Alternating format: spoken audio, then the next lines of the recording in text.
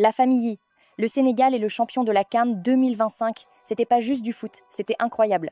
Avec des larmes, des crises, un peu de mauvaise foi parfois, et forcément de la joie et de la fierté. Mais il y a eu beaucoup de problèmes aussi. Alors aujourd'hui, on fait le top 5 des pires moments du tournoi. Moi, c'est Alia et je te dis tout.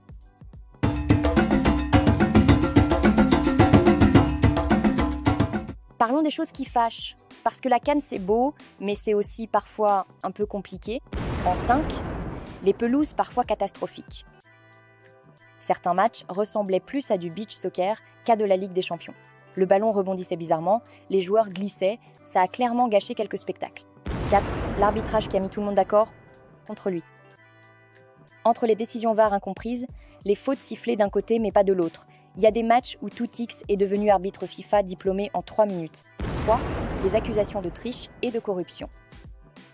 Comme à chaque CAN, malheureusement, des supporters, des journalistes, même parfois des anciens joueurs ont parlé de matchs arrangés, de favoritisme, de décisions suspectes.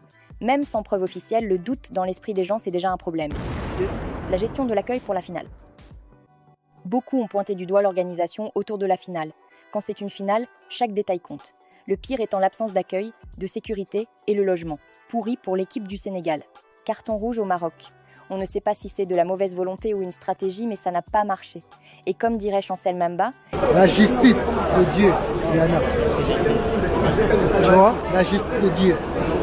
Et en première position, les polémiques qui ont parfois pris le dessus sur le foot. À certains moments de la compétition, on parlait plus d'arbitrage catastrophique que du jeu et des joueurs, et ça c'est triste parce que nos joueurs méritent qu'on parle d'eux pour leur talent, pas pour le chaos autour.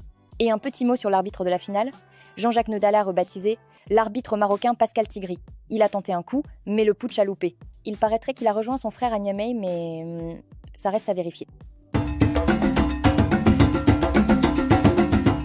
Malgré tout ça, cette CAN 2025 restera une CAN intense, pleine d'émotions, imparfaite mais profondément africaine. C'était ton IA préféré, bye la famille.